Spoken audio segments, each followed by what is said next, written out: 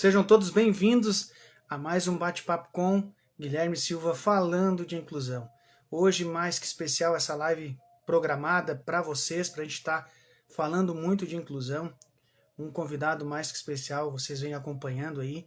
Quem estiver chegando vai dando um oi, se está tudo ok, se o áudio está ok, para a gente estar fazendo essa live. Vamos lá, que essa live vai ser especial.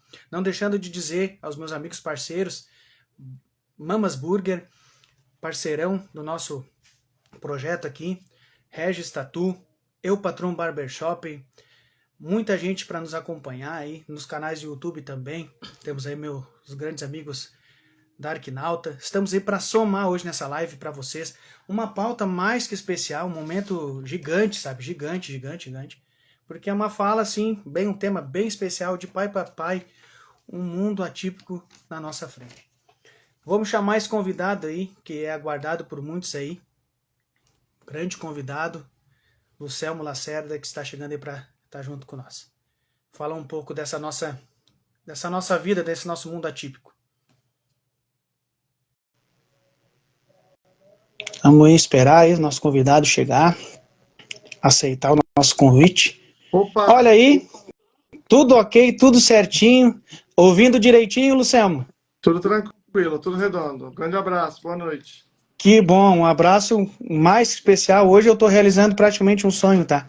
Um fã do teu trabalho, do teu caminho, que é um caminho nosso, né? Pais atípicos, a gente sabe que precisa muito dessa vontade, dessa garra que tu tem aí, que a gente vê aí. Então a gente hoje está aí para falar de um tema, não sei se tu chegou a falar muito disso, né? A gente vê tu falando muitos assuntos e hoje eu acho um tipo assim, uma história que passa na tua vida aí, né? Também na minha. Pedir assim que tu te apresente aí para nós aí e falar, já dizer de arrancada assim, depois que tu te apresentar, fala da história da tua vida de ser pai, que te acompanhe, muita gente acompanha aí. Nessa semana tu apresentou teu filho para a rede social em si, né? Então conta essa história para nós aí de pai atípico aí, como é que é a tua luta e vamos interagir nessa noite maravilhosa aí. Um abraço. Um abraço. Eu tive meu filho em 2008, o Benício. Neste ano eu já estava no mestrado, estava concluindo o mestrado. Eu era pesquisador, eu tinha feito a graduação em História, né, licenciatura, e fiz a graduação. No mesmo ano também eu passei a ser professor, né?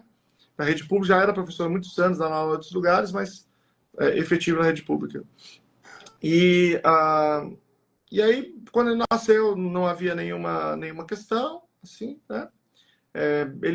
A gente achava que ele estava se desenvolvendo normalmente durante um certo tempo, depois a gente começou a desconfiar de que poderia ser diferente, que ele estava atrasando para falar, né? E aí a gente falou com vários médicos falaram aquilo que normalmente falam, a menina é assim mesmo, menina é mais lento, cada um tem seu tempo, tal. Então a gente foi de médico em médico ouvindo isso, até que um médico, que inclusive depois a gente descobriu que tinha sido aluno do Paulo Liberalesso, ele é pediatra e ele desconfiou, ele falou, eu acho que esse menino é autista. E aí, isso ele já tinha 3 anos e pouco, 3 anos e meio quase. E aí a gente ficamos atônitos, como a gente sempre fica, escravos do Google um tempão, porque o dia inteiro no Google pesquisando o que é esse tal de autismo e tal. E aí, de fato, fechou o diagnóstico. Depois de um mês de Google, a gente já estava convencido também, né? Fechou o diagnóstico e nós começamos a fazer os tratamentos ecléticos, né? Tratamentos que os médicos em geral indicam, né? Eu já tinha ido a um outro médico que supostamente era especialista, né, que era pediatra, ele indicou isso. Depois de 4 anos e meio sem nenhum avanço, zero avanço, eu estava muito deprimido, estava muito mal. Aí eu decidi mudar a minha área de pesquisa, já estava no doutorado e tal. Eu decidi mudar a minha área de pesquisa e estudar isso. E aí eu caí, fui daquele jeito, né? Fui assim, de cabeça no tema, né? De uma maneira muito obsessiva. E aí mudei toda a minha área de pesquisa e concluí meu doutorado, mas já tinha mudado completamente a minha área de pesquisa. Para quem é da área acadêmica, sabe que isso é um suicídio acadêmico. Você faz graduação, mestrado, doutorado, uma coisa, você muda. Tipo, você fica completamente, sua carreira acadêmica acabou, que você não pode fazer concurso, não pode fazer nada. Mas, enfim, aquilo não era mais o que me interessava, já estava interessado em outra coisa e fiz esse suicídio acadêmico aí, de certa forma, né? E aí, desde então, eu venho me dedicando a isso. E me dedicando, assim, de uma maneira sempre muito obsessiva, né? E aí, eu me lembro que quando eu comecei a estudar de fato, eu mudei o tratamento do meu filho, que estava tudo errado, que não era baseado em evidências e tal. Só que ele já tinha 8 anos e meio. Então, com 8 anos e meio, o efeito ele é 1 milhão de vezes menor do que quando tem 1 ano, entende? Então, ele tem um desenvolvimento, mas é um desenvolvimento maior do que ele tinha antes, muito maior, sendo muito maior, mas é um desenvolvimento que não se compara àquilo que é possível quando você é bebê. Então, eu decidi, então, fazer um trabalho de divulgação científica para dizer para os pais de crianças pequenas o que era a evidência científica. E aí, claro, veja, eu não tenho nenhum problema com as pessoas tomarem a decisão que elas quiserem. Toma qualquer decisão que você quiser. Mas eu, Lucelmo, eu gostaria de saber, quando meu filho era pequeno, qual era a evidência científica. E eu quero dizer para outros pais que acham que a evidência científica é importante, qual é a evidência. E aí eles podem tomar a decisão de seguirem num caminho sem evidência, eu não vejo nenhum problema com isso. Mas eles têm que ter o direito de saber qual é a evidência. E aí, desde então, eu venho fazendo isso. O meu trabalho de divulgação científica, depois eu fui trabalhar na área, né? Mas ela decorre desse desejo de dizer para os pais, para que eles não fiquem vendidos como eu fiquei, sem saber de fato o que era as evidências em relação ao autismo. Porque a gente agora, vendo essa tua história, né? Claro, eu não sou, a gente fala como um pai, né? Não sou um doutorado, né, eu sou um pai atípico de um autista. O Daniel tem 16 anos, severo, nível 3 de suporte, diagnosticado com 3. E aí eu vou dizer aquela questão, às vezes é o inverso, sabe? Tu vai tentando ali, tu entender aquilo, o Google, entre outras coisas mais. Eu falo de verdade, sabe, desde quando eu soube o diagnóstico do meu filho, tu teve, como tu diz, cada um de seu momento, de sua maneira, né? Tu ficar triste, chateado, ir para baixo, mas entender como é que tu vai fazer para fazer isso. Eu não digo que fiquei feliz 100%, claro, a gente sabe, tem um filho com uma dificuldade, mas eu tenho uma história que eu sempre conto, sabe? O meu filho, na época, quando eu descobri, por não falar, 3 anos de idade, mas fazia tudo ali, uma foto, olhava, pra gente tudo perfeito, a gente, aquela história, tudo legal, mas de repente, depois que tu entende mesmo o autismo, aí tu via, não, mas tinha aquele momento lá que ele tinha aquele traço, tinha isso, tinha aquilo. Mas no momento de ser pai e olhar aquilo lá, não, tá tudo certo. E vem a história que nem tu falou. O teu tio, por exemplo, o teu tio falou com 5 anos, mas tudo normal.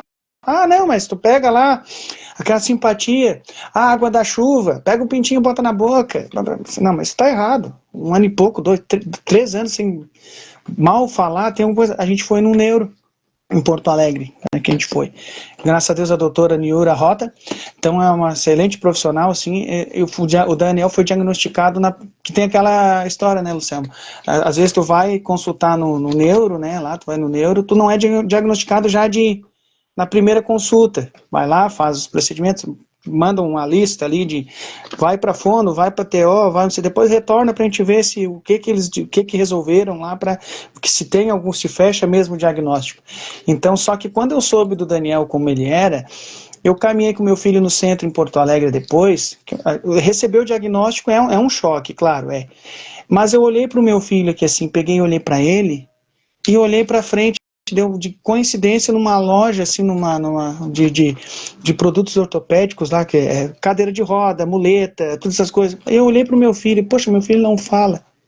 Aquela, assim, o tipo de um conforto, mas é modo de dizer, eu não sabia o que era autismo. Mas aquilo para mim, meu filho é sadio, ele não fala, não sabia o que era autismo mesmo. Depois a gente vai entendendo, que eu sempre falo, né, que cada autismo, né, cada caso é um caso, dependendo do nível 3, nível 2, nível 1, tá aquela história de que nível 1, é fácil, não é. Às vezes eu acho que o nível 1 de suporte é bem mais difícil do que o 3, porque claro, questões de que as deficiências, as síndromes, as dificuldades que eles têm, né, mas eu digo assim, eu como um pai, com meu filho com 16 anos, eu nunca imaginei que o meu filho sairia de dentro de casa. Porque a gente começa a entender autismo, dificuldade, socialização, não aceitação. Meu filho estuda numa escola especial aqui no município. Agradeço que ter a escola especial. Na escola regular ele não conseguiu se organizar na época que entrou. tudo bem, a gente sabe que todas essas dificuldades aí com o PEI, todas essas coisas que tá vindo aí para tentar dar uma luz, né, um norte, como a gente diz. Então eu peguei aquilo comigo assim, sabe? Eu nunca imaginei, mas mesmo assim eu vejo meu filho, sabe? Hoje eu saio com ele, eu vou no mercado, eu saio para ir numa praia tomar um banho no mar, aí eu vou para algum lugar. Tem aqueles momentos que se desorganiza? Tem, mas eu digo assim, eu consigo fazer aquilo. E por alguma opção de o Daniel é do meu primeiro casamento, mas ele está sempre comigo. Hoje até está em casa aqui, está dormindo. E por opção a gente fez algumas terapias, mas não teve continuidade. Eu vou dizer assim, não teve aquela continuidade. Mas ele estava na escola, estava indo bem. Só que agora, com seus 16 anos, está vindo uma parcelinha assim que agora nós estamos tentando que se reorganizar de novo, vai começar a terapia, vai para uma ecoterapia aqui no município, a escola está se organizando, a escola especial, a função, isso que é especial, reduzimos um pouco do horário, porque ele estava bem irritado, toma as medicações, mas é tudo, tem que reorganizar aquilo ali. Mas a gente mesmo assim, agradeço, sempre falo, escola especial, a minha luta, a minha causa, tem que sempre estar lutando, ajudando as famílias, não é só o meu filho, só que a gente vê que mesmo assim tem algumas dificuldades ainda, mesmo sendo escola especial. Então a gente está sempre nessa luta e nessa causa. Então eu vejo nessa tua luta, eu tenho um espelho muito grande, sabe? Eu não tenho vergonha de dizer, de te acompanhar, de olhar na tua rede social e ver que como se não tem pessoas, digo de verdade mesmo, como a tua pessoa, lutando, tirando dia e noite, às vezes não dormindo bem para estar em rede social, correndo, palestra, teu trabalho, eu às vezes fico pensando onde é que a gente ia ir, porque antigamente, né, tu não tinha tanta informação como tem agora, só que também tem que cuidar das informações que tem. E aí, a gente vai acreditar em tudo que vem? Não tem. Aí tem que ter profissionais como a tua pessoa que está aqui para falar para a gente como funciona tudo isso. Ainda eu vejo na questão da escola, o teu filho na escola, como é que ele é? Meu filho, ele. Primeiro, que cidade você mora? Capão da Canoa, Onde é? litoral do Rio Grande do Sul. Ó, não É conheço, não. litoral do Rio Grande do Sul. Perto de Tramandaí. Tu vai vir a Tramandaí, Vou, parece. vou. Isso, Vou eu Tramandaí, acho que eu sei. vou gravar Gravataí também, alguma outra data. É, Gravataí é um pouquinho mais perto de Porto Alegre, que é a capital aqui de Porto Alegre. E vou a Caxias do Sul. Esse ano vai ter mais Rio Grande do Sul aí. Então, o meu filho, o problema é que não tem lá na cidade dele uma escola especial apropriada, porque ele teria o perfil também para se beneficiar de uma escola especializada, né? Mas o que você falou, né? Por conta de toda essa, por conta de toda esse estigma em torno da escola especializada, você tem muitos lugares que não tem, porque não tem boas instituições, então isso acaba dificultando muito. Então, esse seria o ideal, tá? Mas, de fato, ele tem um autismo nível 3, você viu no vídeo e tal. E ele vai para lá, ele tem uma equipe plano feito pela equipe terapêutica, isso é dialogado com a escola. Como nessa escola, eu trabalhei nessa escola, eu conheço a diretora, ela é uma pessoa muito, muito próxima, muito gente boa. A professora de sala de recursos foi uma das primeiras pessoas assim, que eu conversei sobre autismo na minha vida, que assim que meu filho foi diagnosticado, eu trabalhava com ela, né? E aí a gente teve a oportunidade de trocar informação um pouco depois, né? Ela trabalhou em outras escolas também, a gente se encontrava em outros contextos. Então, eles têm uma abertura muito grande. Então, por exemplo, vamos imaginar que a terapia dele os terapeutas dele têm um objetivo com ele que é, sei lá, aumentar a atenção, né? Que às vezes ele está com um problema atencional, ou, sei lá, melhorar alguma habilidade dele cognitiva. Então, conversa com a escola, alinha com a escola, e aí faz um programa para ele, e aí fazem isso em sala de aula, né? Quando, por exemplo, você está falando de estar irritado, né? Eventualmente, se tem alguma situação, algum momento que ele está mais irritado, que a gente sabe, que a gente tem uma análise funcional para entender por que aquilo está acontecendo, um comportamento agressivo está acontecendo, o que é feito? É feito uma proposta de intervenção. Então, diz assim, vou te dar um exemplo. Vou imaginar que a gente fez uma análise, que a equipe terapêutica, aliás, fez uma análise, e isso é importante dizer, vou fazer essa pontuação. Apesar de eu ser pai e de eu entender do assunto, eu não interfiro no plano terapêutico dele. Por quê? Porque eu tenho um comprometimento emocional. Então, quando você está emocionalmente envolvido, você tem mais dificuldade de ter clareza e objetividade. é uma equipe muito boa, eu confio neles, e aí eles que programam. Então, vamos imaginar o seguinte, que ele está tendo um certo momento, que ele está tendo algum nível de agressividade em sala de aula, e a gente vai fazer análise funcional, entende que aquilo acontece por conta da atividade. Aquela atividade é uma atividade que está exigindo muito dele, então ele faz isso para se livrar da atividade. Então a gente pode tomar algumas decisões, por exemplo, mudar a atividade, colocar uma atividade mais fácil para ele fazer, e aí intercalando entre a mais fácil com a mais difícil. O nome desse procedimento se chama momentum comportamental, que é intercalar entre difícil e fácil, né? Mas tem uma regra, uma lógica para poder fazer isso, né? Pode ser que a gente vai ensinar para ele, ao invés de fazer isso, da gente ir trocando, a gente ensina para ele, ao invés dele emitir esse comportamento, ele pedir para mudar a atividade. Então a gente dá uma atividade para ele, uma atividade um pouco mais desafiadora, mas a gente ensina para ele quando ele tiver perturbado com aquilo, ele pede e ele pode fazer algo mais fácil. Isso se chama treino de comunicação funcional. E a gente pode também fazer o seguinte, a gente pode, se aquilo está perturbando ele, a gente pode pegar a cada quanto tempo, sair da sala com ele, dar uma volta, tomar uma água, e voltar. Então isso se chama reforço não contingente. Então a gente pode também fazer isso para evitar que ele fique mais irritado e chegue nessa situação. São só 3 exemplos. Só que esses 3 exemplos precisam da parceria da escola, com a escola. E essa parceria existe, né? Claro que depende... a grande questão é a seguinte. Tem uma parceria da escola, né? Alguém perguntou o nome da escola. A escola se chama Cíntia Cliquet. A Cíntia, que era professora, era amiga nossa lá no passado, antes, quando eu era da prefeitura, mas não era professora ainda. E aí... o que é importante dizer que isso acontece porque eu tenho uma equipe clínica que é muito boa e que também, é importante dizer, é inacessível para a maioria das famílias. E o que a gente quer construir é que quem precisa mais ter isso, mais do que eu, é aquela família que não pode pagar a equipe clínica. É aquela família que só tem a escola. Então, nós temos que chegar nas pessoas mais vulneráveis, em todas as pessoas. Porque é inadmissível que nós, um país tão grande e um país que diz se preocupar tanto com pessoas com deficiência, que só esteja acessível a isso quem pode pagar.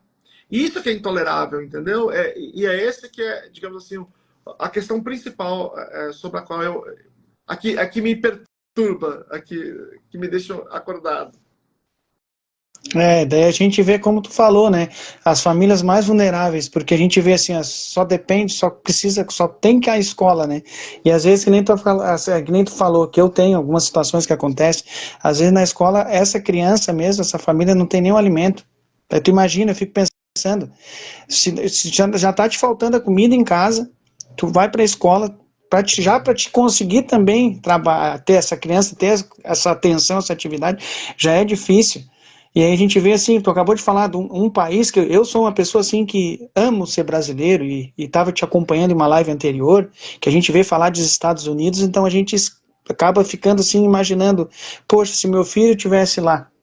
Mas eu acho que eu sou bem esperançoso também. Mas será que eu preciso pensar se meu filho estivesse lá? Se a gente pode fazer aqui?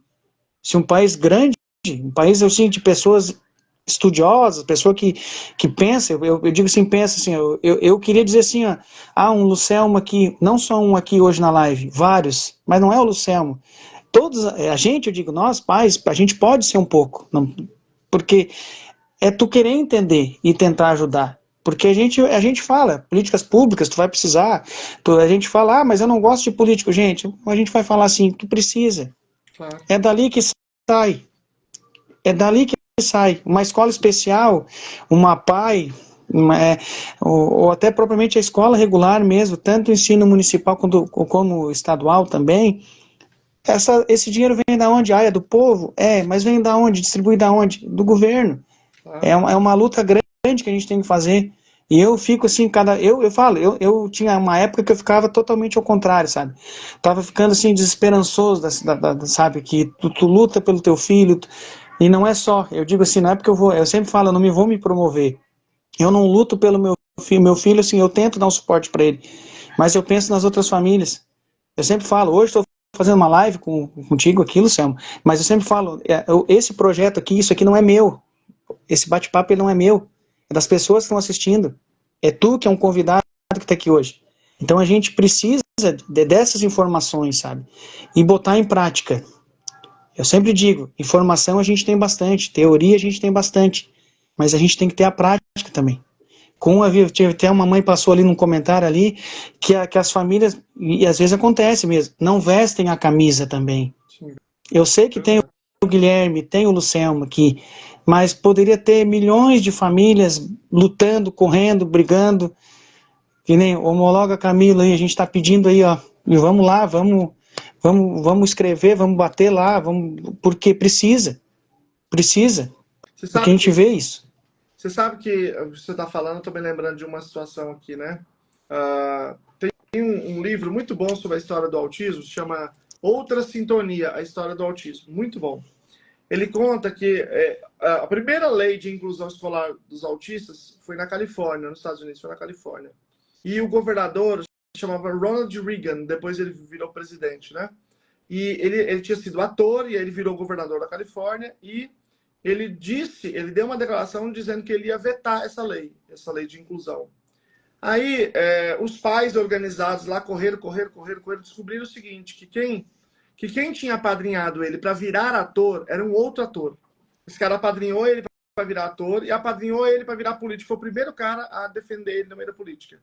O cara ator. E aí, esse cara tinha tido um filho autista que tinha morrido.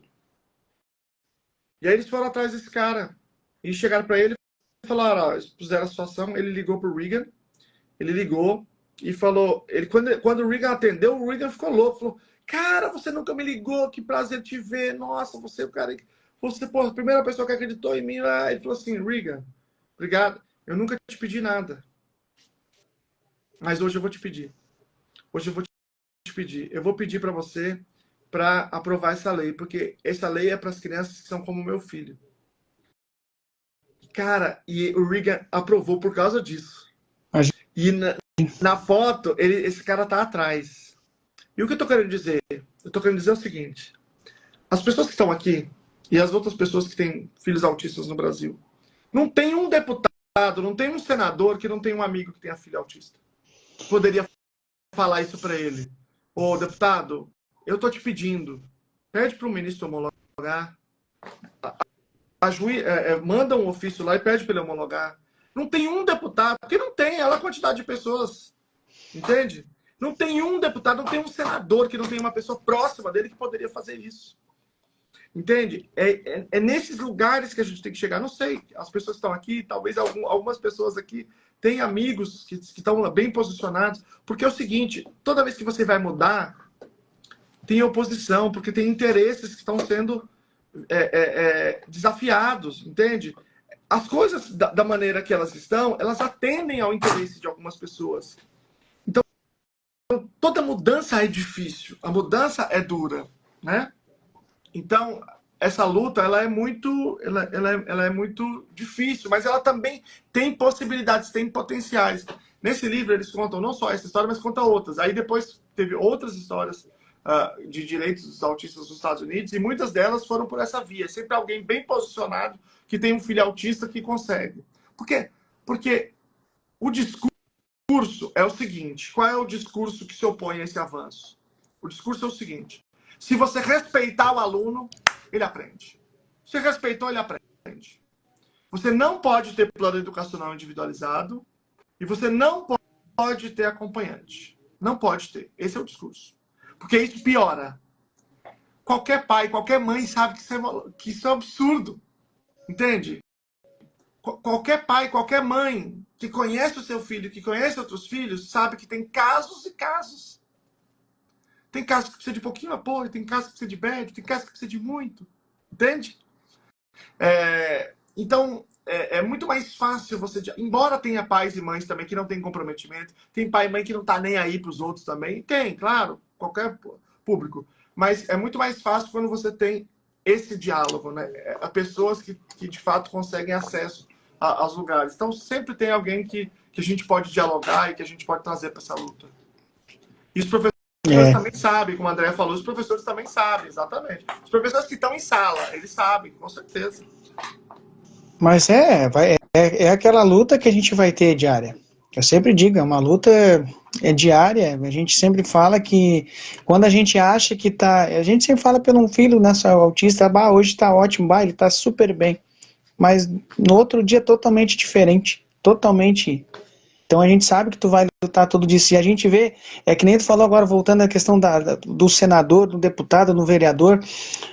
Eu sempre digo, o autista, eu sempre falo para todo mundo, nós vamos viver com alguém, com algum autista no teu dia a dia. Não é um teu familiar. No teu dia a dia tu vai ter um autista no teu dia a dia. E como tu vai lidar com isso? A gente não vai nem falar em escola, mas vamos falar também no dia a dia. Como que tu vai viver? E cada caso é um caso? Com certeza. Mas a gente, muitos, na realidade, às vezes não querem nem ter um tempo para entender o que é. Eu sempre falo, tá aqui, ó, ó. Isso aqui é um folder meu que é autismo. Ele é bem simples. E aqui é o meu canal no YouTube que tá aqui, onde vai as minhas lives depois. É um informativo que eu já entrego até na rua para as pessoas também, para entender um pouquinho. Se tu vai ter um interesse ou não de entender, se tu vai amassar o papel ou fazer aviãozinho ou não, de repente tu olha, não, mas ele lê um pouquinho aqui. Tentei, a gente tenta.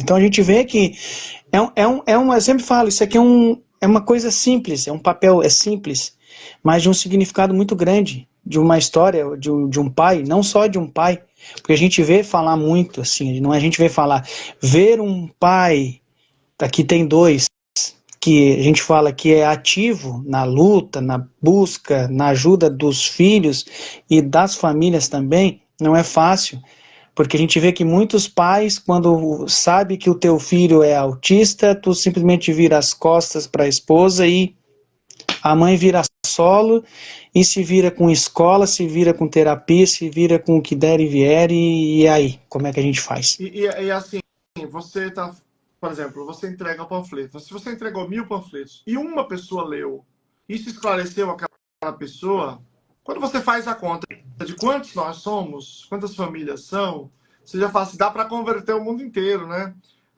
Eu me lembro que quando eu não tinha um filho autista, eu era um cara assim, a favor da inclusão, sou a favor, mas eu não sabia direito o que as pessoas queriam. Como mesmo hoje é difícil ter essa clareza, né? Mas eu não era de fato uma pessoa envolvida e preocupada com esse tema. E aí eu me tornei por conta do meu filho. E veja, eu não acho isso bonito, eu acho isso um problema meu. Porque só quando eu passei por isso eu me preocupei. Eu deveria ter me preocupado quando não era um problema meu, quando era dos outros, porque isso teria sido muito mais nobre de minha parte. Eu sei disso. Então eu assumo a minha meia-culpa, mas ainda assim eu digo, as coisas só vão andar se nós tivermos a capacidade de preocupação dos outros que não têm parente. Veja, eu vou te dar um exemplo agora. Esse ano, nós estamos no ano de eleição. Então, agora, toda cidade, o seu candidato a prefeito, o prefeito, cada oposição, ele vai dizer a que veio, o que ele está propondo. Ele vai dizer coisas como qual a proposta dele para o trabalho, ele vai dizer qual é a proposta dele para os servidores públicos, para o esporte da cidade, para a cultura da cidade. A minha pergunta é a seguinte, por que ele não está fazendo uma proposta para a inclusão? Sabe por quê? Porque não vai dar voto. Porque a sociedade não tem essa pauta como uma pauta de toda a sociedade. Entende? Nós precisamos que, na hora que o prefeito apresente essas coisas, eu não estou dizendo que elas não são importantes, é óbvio que elas são muito importantes. Né? O prefeito falou sobre emprego e a pessoa avalia se ele gostou ou não da política, fala sobre moradia, a pessoa avalia, mas no final ele fala assim, peraí, ô prefeito, e a proposta para a inclusão? Então, nós precisamos que a sociedade faça isso. O dia que a sociedade fizer isso, aí a coisa muda. Porque, como você falou, as coisas acontecem no Poder Executivo. Veja, quem tem dinheiro, contrata, gente. Quem não tem dinheiro precisa do poder público. Então, eu não acho que seja um problema a pessoa que está correndo atrás das coisas dela. Mas ela também tem que ter compromisso político público para que outras pessoas também tenham acesso. Para que as pessoas em condição de vulnerabilidade também tenham acesso. Né? Então, a gente precisa transformar essa pauta numa pauta da sociedade. Então, você entregou 1000, converteu 1, eu fiz os meus vídeos, um lá modificou, o outro fez não sei o quê, conseguiu converter 1.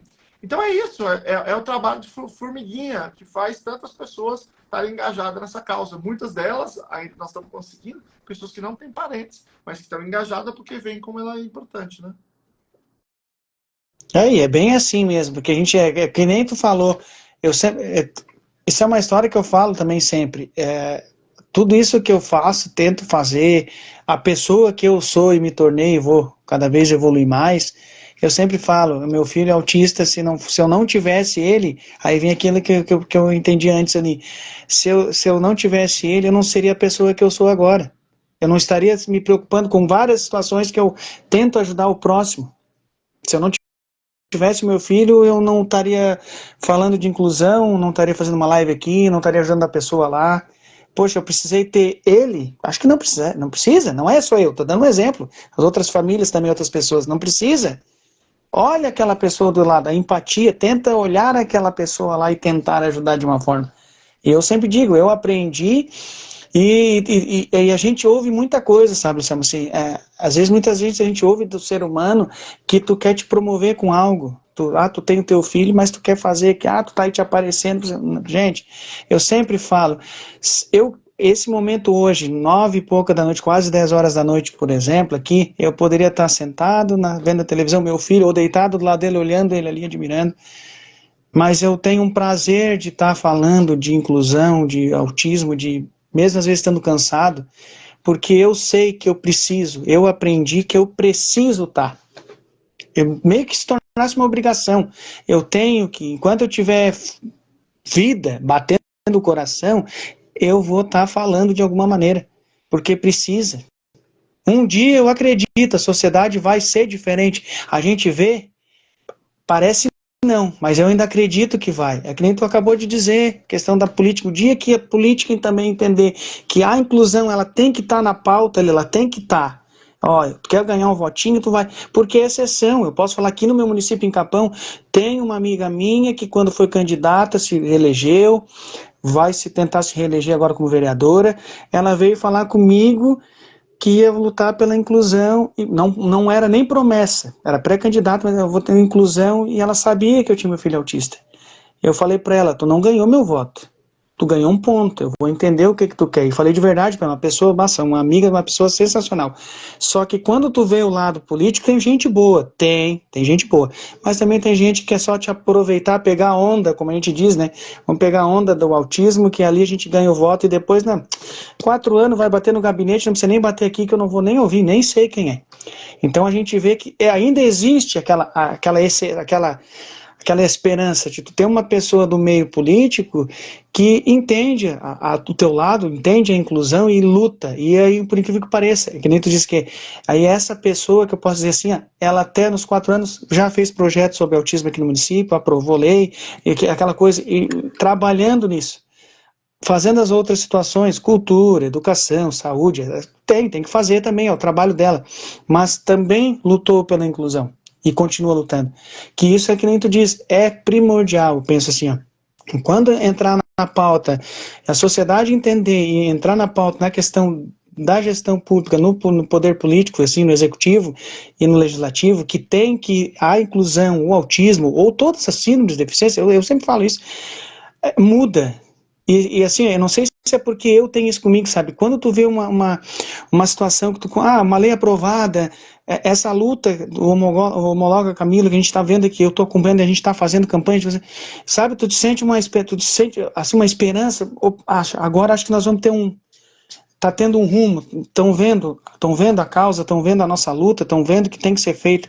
Então é uma coisa que eu vejo assim que tem que lutar sempre. Tem que lutar sempre, a gente tem que estar sempre lutando, tem que estar sempre fazendo, porque eu sempre digo assim, é um dia após o outro, é passinho de formiga, um dia tu tá cansado, outro dia eu tô cansado, mas vamos de novo, outro dia eu tô cansado, mas vamos de novo, e assim vai indo.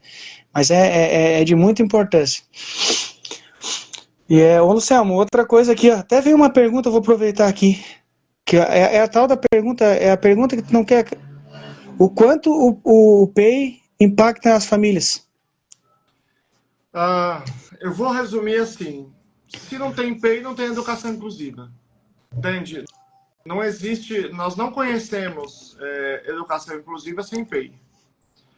Isso é no mundo inteiro, né? Não é uma coisa exclusiva do Brasil. Quer dizer, no Brasil temos o problema de não estar na legislação e tal, mas até na outra live a pessoa estava me falando que quando que foi aprovado nos Estados Unidos? 1973. Né? Nós estamos há 51 anos atrasados.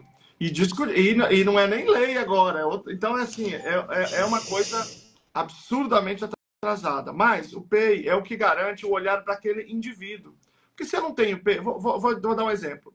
Eu, Lucelmo, como professor, eu me lembro, por exemplo, vou pensar num aluno, falei isso na outra live, agora vou retomar. Um aluno meu, que era um aluno que era cadeirante, ele tinha uma deficiência intelectual e ele tinha, agora olhando retrospectivamente, ele não tinha diagnóstico de autismo, mas olhando retrospectivamente, ele tinha autismo, na menor dúvida. Isso foi muito tempo atrás, antes de eu entender do assunto, muito antes. E aí eu me lembro de que ele estava na minha aula, ele não era alfabetizado, mas eu não sabia qual habilidade ele tinha ou qual ele não tinha para eu poder adaptar a minha prova. Então, como é que eu vou adaptar a minha prova, eu vou fazer a adaptação, se eu não sei qual é a habilidade que ele tem? Em que ponto que ele está? Né? O Vygotsky chamou isso de zona de desenvolvimento proximal. Então eu tenho aqui a barra de habilidades dele, ele está aqui, então é aqui que eu vou fazer a prova. Não é aqui que não vai conseguir fazer, nem aqui que eu estou subestimando ele. É aqui.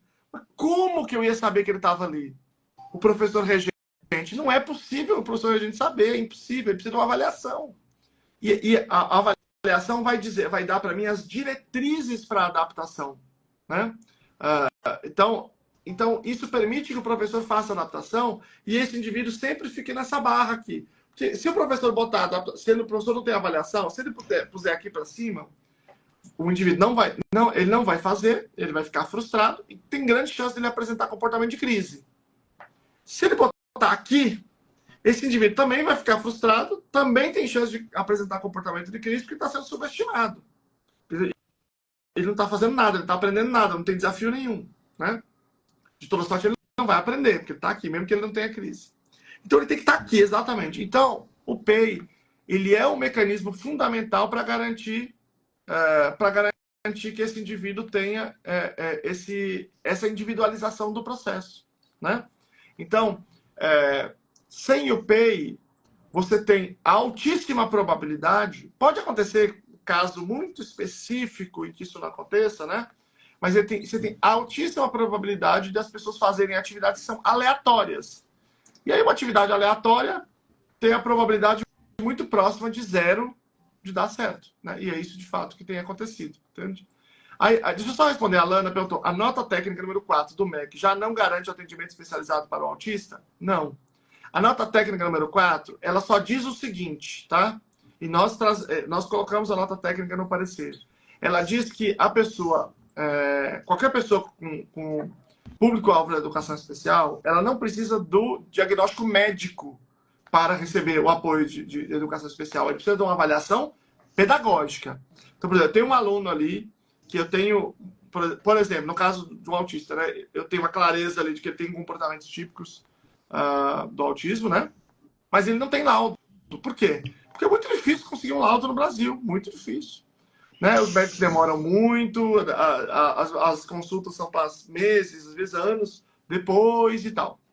Então, mas que a escola tenha clareza que aquele indivíduo precisa da adaptação, precisa de um PEI, você coloca ele na educação especial com uma avaliação pedagógica. Não precisa de um diagnóstico médico. É isso que diz a nota técnica número 4, e é isso que a gente reafirma no parecer. Então, não tem nenhuma contradição entre o parecer e a nota técnica, não. Mas é isso que a gente vai vendo, assim, é um aprendizado de cada dia, e a gente vê que se não ter essas informações e não ser puxado mesmo, a gente sabe que é difícil.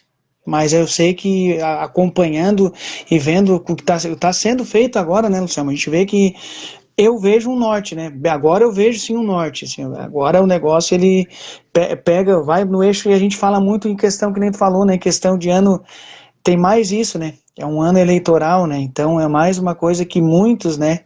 Nos municípios, a gente fala muito que é municipal, estadual, então a gente vê assim que eles querem, né? O político em si, ele quer saber do pai, quer saber o que é ou não. A gente sempre fala o tapinha nas costas, né?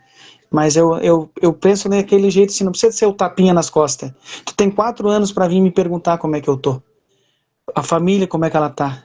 Como é que está a saúde? Como é que está a educação? Principalmente a educação, a gente vai se preocupando muito com a educação agora, cada vez mais, principalmente a questão da criança, né, especial, a gente vê que precisa mais esse olhar mesmo, porque não adianta tu botar 10, que nem não tem escola especial, por exemplo, aí, vou citar um exemplo, não adianta tu botar 10 escolas municipal, por exemplo, bota ali, bota, porque tem escolas que tem municípios que tem escola especial, que eu sei que acontece isso e é errado, tu chega com laudo, vai para a escola especial X, já vai para a escola especial, não vai, o aluno, a criança, ele tem direito, é direito e ele pode estar na escola regular. Mas ele já faz assim, já destina para a escola especial. E muitas famílias, por ter já dificuldade com o filho em si, não questiona às vezes assim, não, mas o meu filho ele pode ficar na escola, ele é capaz de ir na escola regular. Aí a escola tipo que força, vai para a escola especial. Que eu acho que nem eu tenho um exemplo daqui, por exemplo, aqui no município tem escolas aqui do município, municipal, regular em si. Tu falou até do laudo ali, não precisa ter o laudo. A escola, a coordenação de educação especial ali, ela vê, né, dentro da escola, aquele aluno, ele tem algo, né, um autismo, ele precisa, meio que já tem aquele olhar, não, vamos levar para tem um atendimento, tem a AE ali, vamos levar, vamos até chegar, conversa com pai e mãe, até conseguir um laudo, que é difícil mesmo. Aqui no município, a cada 3 meses, tem o neuropediatra aqui para te ter um retorno, ir ao neuropediatra, tentar, mas aí tem aquela função, tu vai consultar 3 meses, chega lá, não é, que nem diz, não chega, já chega lá, é o laudo, fechou, é autista, manda para uma terapia, às vezes as terapias não é terapia, toda semana tem, às vezes é a cada 15 dias, 30, 40 minutos, vai organizar de que maneira, aí a gente vê assim, aí tem que ter o olhar da escola, porque eu sempre digo, não é questionar, eu sempre falo, não vou questionar médico também, sabe? Porque às vezes o médico vai lá, te faz um laudo destinando tudo que tu tem, mais um pouco, terapia, não sei quantas horas, papapá.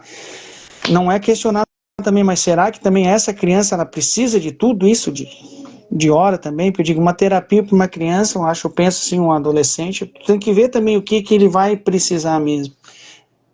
Querendo ou não, é uma criança, é um adolescente, como é que vai também viver uma criança em si? Vai passar a semana de terapia também? Tem mais isso. Tem várias pessoas colocando aqui, por exemplo, que no município delas exige o laudo. Isso acontece muito, né? Tem muitas cidades que exigem, né? Tá errado, a nota técnica número 4 já descreveu isso, a gente reafirma isso para evitar que isso aconteça justamente, né? Deixa eu dar boa noite aqui para Roseli Claro, minha amiga, autista também. Ela é uma super parceira, tem ajudado muita gente aí nessa luta. Boa noite, Roseli. Então, a gente tem, infelizmente, essa postura de muitos municípios que é exigirem um laudo, né? O laudo médico, sendo que, quando ela faz isso, na verdade, ela está excluindo grande parte das famílias mais pobres. As famílias que não conseguem ir no médico, né? Não conseguem fechar o laudo. E aí, imagina, você está lá, você está com 3 anos, 2 anos, você está com desconfiança. 2, 3, 4, 5, 6 anos. Aí você consegue fechar um laudo, muitas vezes 6, 7. E aí você já perdeu toda uma parte de um período crítico de desenvolvimento. E, veja, se aquela família tem dinheiro, ela consegue pagar um particular e ela consegue fechar. Ou seja, no final das contas, o que essa política faz? Ela privilegia quem tem dinheiro. E ela pune quem não tem dinheiro, que são os membros mais vulneráveis. Entendeu? Então, ela é perversa. Eu entendo que haja uma certa insegurança da escola em oferecer um serviço de educação especial quando a criança não tem laudo. Essa insegurança, de fato, existe. Mas, se a escola estiver comprometida e ela conseguir fazer uma boa avaliação pedagógica das necessidades pedagógicas, ela pode fazer essa oferta para a família. Claro, eu entendo que a família pode, por exemplo, recusar. Isso pode acontecer. Mas, veja, você não ofertar é que é o problema. E outra coisa, quando você oferta para a família ou aceita ou ela nega. E ela aceitar, não quer dizer necessariamente que a família está aceitando que a criança é autista. Ela está aceitando que precisa de uma ajuda. Porque tem muitas famílias que elas negam no princípio, né? Elas falam, não, não é isso não. Principalmente se o médico não fechou ainda. Né? Embora não devesse ser assim, normalmente as famílias acabam confiando mais só quando o médico fecha. Então, muitas pessoas, já passou vários profissionais já sabem que é um caso de autismo, já fizeram um laudo e tal. Às vezes o caso está bem claro, mas como os médicos não fecharam ainda, essa família fica postergando.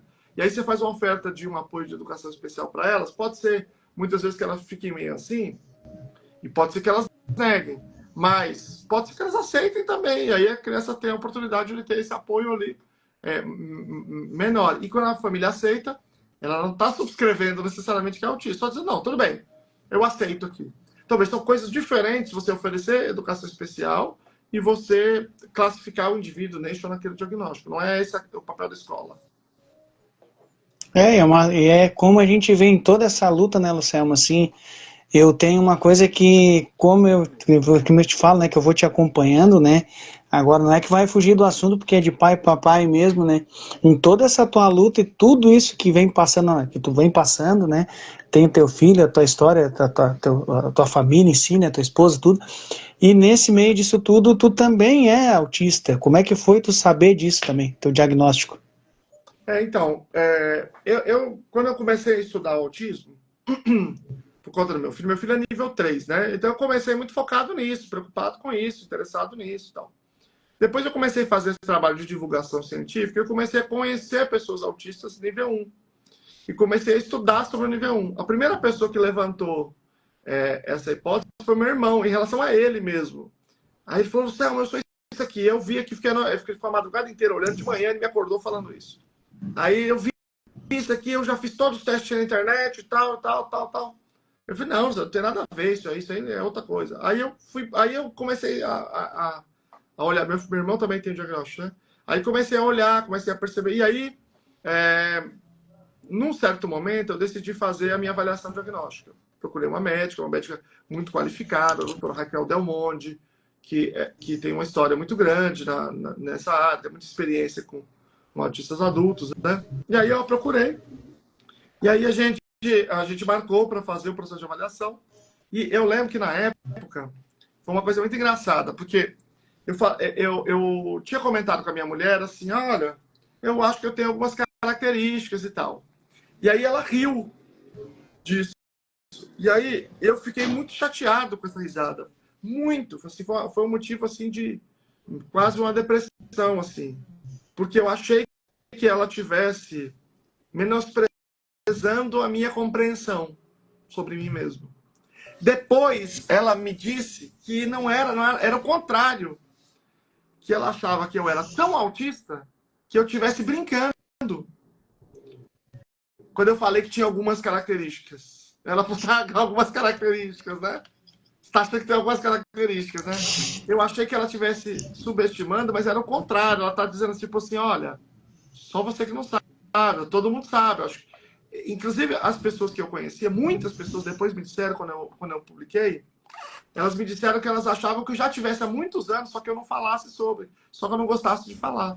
Mas todo mundo, assim, mais de 20 pessoas falaram isso comigo, pessoas que me conheciam, né? Então quando saiu o diagnóstico, né? Eu fiquei pensando muito se eu revelava isso. A primeira decisão era não revelar. Tanto que eu revelei só muitos meses depois, talvez quase um ano depois. E aí, no entanto, eu falei o seguinte: se alguém me perguntar, eu não vou mentir. Eu vou falar. Então, em algum momento, as pessoas vão saber. E aí vai parecer que eu escondi por vergonha. Então, eu vou fazer o seguinte: em algum contexto que fizer sentido, eu falo. Eu não tenho nenhum vídeo dizendo, pessoal, deixa eu contar para vocês o meu diagnóstico. Não. Mas em algum momento, no meio da fala, eu falo. Se alguém me pergunta, eu falo e tal. Eu não escondo, mas também não é o foco do meu porque eu sou sempre muito preocupado, né, com a maneira que as pessoas vão interpretar as coisas.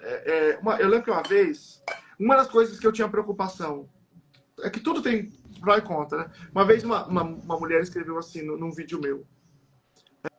É o seguinte, ela escreveu assim: eu tenho um neto autista. Eu estava muito preocupada, mas agora vi você e estou mais tranquila, que eu sei onde meu neto pode chegar. E eu falo, não é assim, minha senhora. Calma aí, cocada. isso, cara, isso é uma coisa que você tá, que é um prejuízo para essa família. Você criou uma expectativa falsa, você tem que explicar para ela o que é o espectro, entendeu? Então, o espectro, ele não permite que você faça esse tipo de elaboração, entendeu? Então, eu fiquei muito preocupado. Essa era uma preocupação que eu tinha. Já tive outros comentários similares a esse. E eu fiquei muito preocupado. Então, eu sou sempre atento com esses debates, com esses... Tudo que você... Porque, assim, é muito engraçado. Eu faço um vídeo, aí você tem uma mensagem assim. Nossa, nunca vi vídeo mais didático. Aí a outra assim, não entendi nada. Pá. Então, assim, falou e não falou nada. Nossa, esse vídeo contribuiu, mudou minha vida. Não falou e não falou nada. Então, veja, o que eu quero dizer é o seguinte, é que as percepções são diferentes e às vezes opostas. Então, eu sei quantas pessoas já disseram para mim, poxa, Anselmo, seu vídeo mudou minha vida, foi um vídeo seu, um texto seu, porque aconteceu tal coisa, muitos relatos assim, muito legais. Mas também eu tenho a preocupação de que, cara, em alguma coisa você pode criar uma expectativa falsa, você pode falar uma coisa que é inapropriada, você pode errar em alguma coisa. Então, essa questão do diagnóstico passou muito por essas preocupações. Por isso que é interessante quando eu fui te fazer a pergunta, né? Porque tem teu filho autista, descobriu o diagnóstico, mas tu faz teu dia a dia normal, não tem problema nenhum. Ninguém sabe, né? Porque a gente sempre diz, eu tô vendo tu fazendo live uma em cima da outra, interage bem, como tu acabou de dizer ali, né? Nossa, mudou minha vida porque é autista. Mas o que tu passa no teu dia a dia? Ninguém sabe. E aí, como tu disse, a tua preocupação. Essa pergunta sua é boa para contexto para eu falar uma coisa, né? De vez em quando aparece isso. Um homem mandou mensagem para mim. Antes, deixa eu só responder duas perguntas aqui. Qual é o nível de suporte? Né? Claro, inteligência preservada, fala preservada. Eu tenho necessidade de apoio, eu tenho meu terapeuta, mas são coisas muito mais sutis, né? E a pessoa perguntou aqui, eu juro várias vezes, se tem alguma coisa dia 2. Dia 2 eu não estou marcando nada, porque a gente acredita que se o ministro homologar, vai ser dia 2. Então a gente está marcando, talvez, quem sabe, né? A gente está esperançoso como vocês estão, né? Mas, respondendo aqui. Ele mandou uma mensagem assim para mim, Luciano, é o seguinte, eu tenho uma desconfiança que talvez eu seja autista, eu tive muitas dificuldades sociais, parará, um monte de coisa assim, mas eu não tenho certeza. O que você acha? Eu falei, cara, é impossível te falar, eu não te conheço também. Você escreveu uma mensagem aqui para mim, assim, uma mensagem que falou alguma coisinha, mas eu não sei te dizer. O que eu posso te dizer? É que se alguém vai ter uma noção precisa, é alguém que está próximo de você. Ele tinha dito que era casado, né? Que falou, minha mulher, não sei o quê, fez alguma referência. Eu falei, pergunta para tua mulher. Porque o dia a dia, é o que eu digo, né? O dia a dia, essas pessoas que vão saber, essas pessoas que estão próximas de você, que sabem as dificuldades, né? Que sabe como que você fica diante das situações, que sabe da sua regulação emocional, que sabe eventualmente das suas estereotipias, que sabe das coisas que acontecem, né? Então, a pessoa que está no dia a dia, ela vai ter uma noção muito mais clara, né? Isso acontece também com crianças nível 1, né? Tem crianças que as famílias se irritam muito com isso. Elas vão nos lugares e falam, essa criança não parece autista. Você não é autista, você é criança normal. Só que esse pai já está por aqui, essa mãe já está por aqui. Porque tem um monte de comportamento muito complicado, né? Mas que, de fato, aquilo não parece para as outras pessoas, né? Então, a mesma coisa acontece na vida adulta. Com a diferença que na vida adulta, para aqueles que têm um diagnóstico tardio, né? Você aprende outros mecanismos para reduzir essas aparências, né? Então você arruma outras formas de trabalhar com isso, mas é muito difícil, né? E eu acho que uma coisa que, no meu caso, fez muito bem foi depois que eu voltei com o diagnóstico, conversei com ela, entendi o motivo da risada dela. E aí a gente conseguiu conversar. Foi um período muito tenso, tipo um ano muito tenso desde essa risada até eu resolver. Você veja, olha, o problema de comunicação é o prejuízo que trouxe na minha vida, né? de comunicação social, né? E aí, quando a gente conseguiu resolver isso, ela listou para mim características autistas. Eu tinha falado, tipo, 4. Ela listou, ela trabalha há 30 anos com isso, né? Ela listou, tipo, 40, entende? Que eu jamais reconheceria, nunca identificaria eu pessoalmente. Então, quem está no dia a dia realmente sabe o que é exatamente essa dificuldade, né? Essas coisas que outras pessoas talvez jamais vão saber. E tem uma coisa agora sim, Luciano, sabe? Que vendo a tua história, que veio tu falar, sabe, de alguns comportamentos, de algumas situações, sabe? Agora eu vou te uma revelação, sabe? Não se assusta que eu não vou dizer assim, eu sou autista. Não sei, tá? Mas com a tua fala, eu já não sei se eu não vou buscar vou tentar descobrir se eu não tenho algum grau, algum nível de autismo. Tá? Porque são coisas assim que a gente acaba vendo, e também tem pessoas da minha família que também às vezes comentam alguma coisa, sabe, em torno disso. Mas é que nem eu digo, vamos pensar assim, eu faço tudo, vou para um lugar, vou para outro. Não, mas não é o caso. Posso ter alguma coisa. Então, isso se abre um leque para mim, isso é o tipo de criar uma coragem, sabe? Porque eu sempre falo, por ver o meu filho ser um autista severo, e ver algumas coisas que ele já fez ou faz, que ele é severo. São coisas que eu já fiz. Vou falar algumas, eu vou citar um exemplo. Um enrolar o cabelo, ou vou citar um exemplo aqui, o enrolar a barba, que eu vou citar só um exemplo. Ele faz, às vezes, no cabelo dele, ou faz numa bermuda, numa camiseta, ou no travesseiro. E algumas coisas disso eu já fiz, ou faço ainda, entendeu? Estou citando esse exemplo. Agora fica um ponto de interrogação. Será que eu não posso ser autista? Eu não vou te perguntar, Luciano, será que eu sou autista? Tu tá falando comigo agora, né? Não, Claro, né? Eu tenho que claro. buscar Fica a dica, pergunta já para a família, ver o que eles acham, né? Porque a família em geral ela tem uma noção, né? A pessoa quando ela recebe o diagnóstico, via de regra, ela já era conhecidíssima como uma pessoa esquisita, estranha, cabulosa, né? Só que ela não sabe, porque ela não consegue nem perceber esses sinais de que as pessoas a interpretam dessa forma, né? E é bem assim. O Selmo, assim, ó, agora eu vou te falar uma coisa que eu sempre falo para todos que estão aqui, tá? Eu não queria dizer isso, sabe?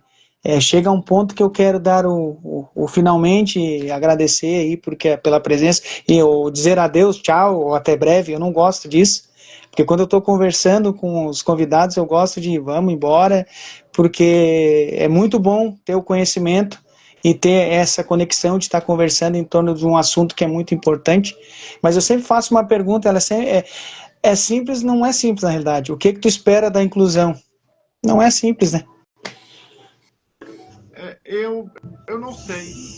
Depende do dia. Se você me perguntar dia par, uma coisa, dia ímpar, eu falo o contrário, entende? Tem dias que eu estou muito esperançoso. Tem dias em que eu acho que as coisas vão ficar piores. É difícil ficar pior. É difícil ficar pior do que tá, né? É assim. Eu vou te falar o que eu acho, assim. Há muitos anos eu sou muito indignado com a inclusão, com essa farsa que é a inclusão. É uma farsa. A maneira que as coisas estão acontecendo. É uma farsa. As famílias sabem disso.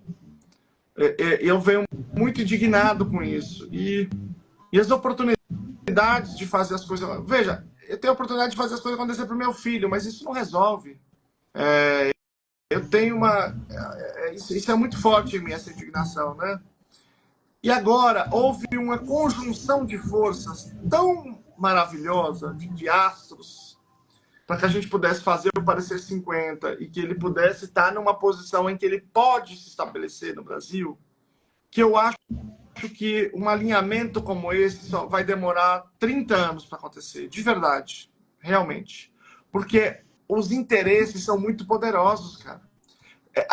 A inclusão, veja, a inclusão ela não tá uma porcaria à toa, não. Tem um monte de gente se dando muito bem com isso. Tem um monte de gente fazendo, vendendo cursinho, palestrinha de autoajuda, com musiquinha no final, fazendo assim, que não é pouca coisa, não, cara.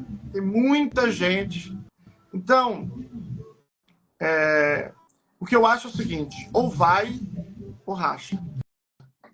Ou a gente vai conseguir, a gente vai dar um salto, porque a gente está aqui, a gente está... de 73 teve a lei do PEN nos Estados Unidos, a gente está na década de 70, 60, e a gente vai pular para 2024. Ou a gente vai continuar na década de 60 e a gente só vai conseguir fazer uma mudança real daqui 30 anos, 20, 30 anos. Por isso que eu estou insistindo tanto e eu estou fazendo tanto esforço para que isso aconteça. As pessoas não sabem, né? O tanto de gente mau caráter, né? Um monte de gente desonesta que tem atuado para manter os seus privilégios nessa discussão. As pessoas não fazem ideia do que está rolando, das coisas que estão rolando. Ninguém sabe. E também não é, o nosso papel é fazer uma discussão para cima, dizer o que a gente tem que falar. Estou falando aqui, mais que está no fim da noite, já estou acabado já. Não sabem qual é assim, os desgastes de saúde mental todos nós que estamos atuando nessa fronteira.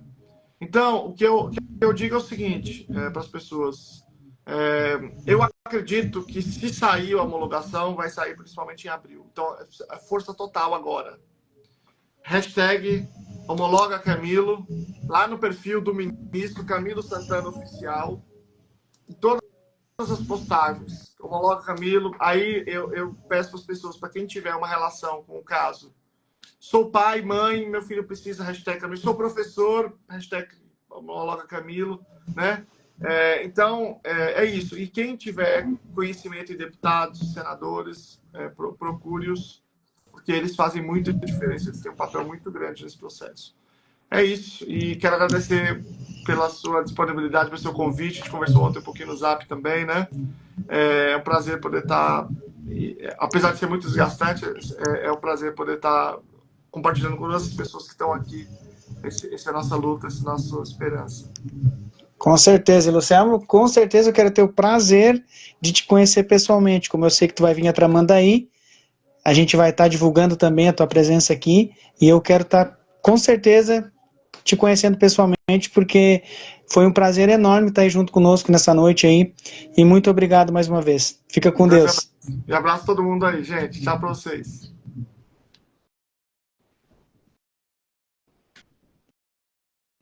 Pessoal, agradecer a todos que participaram aqui nesse momento aqui dessa grande live especial com o Selmo Lacerda. Espero que tenham gostado. Curtem, compartilhem, se inscreva aí, me segue no meu Instagram, meu canal no YouTube, Bate-Papo com Guilherme Silva.